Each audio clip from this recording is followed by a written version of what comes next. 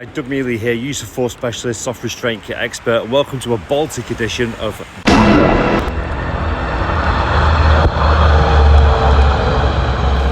Sometimes they don't need to lie. Compliance is all they need. Through the lens of today is JOINDER. Understanding what powers people have isn't just a privilege, it's a necessity.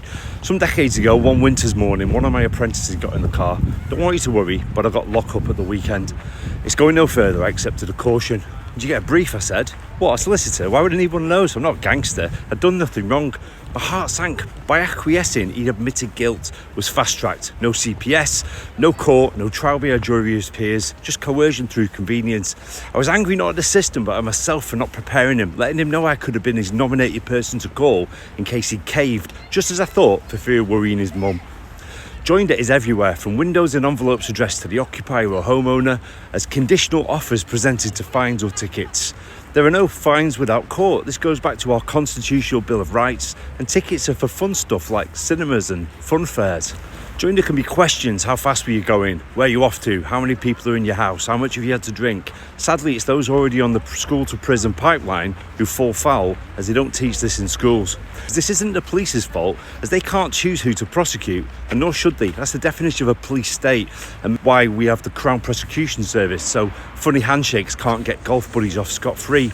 I've met way more honest and decent police on my travels than the bad apples that exist in, well, every profession. Bad apple? That almost sounds nice. I mean, I've had a bad apple.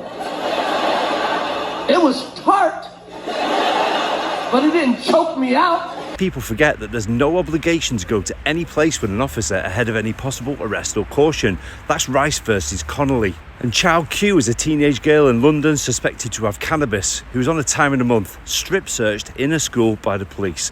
Who should have safeguarded her? Was it fear of authority or blind trust? Everyone's thankful to see security and police, even if they are in paramilitary uniforms when they need them. Let's not forget, they're normal men and women.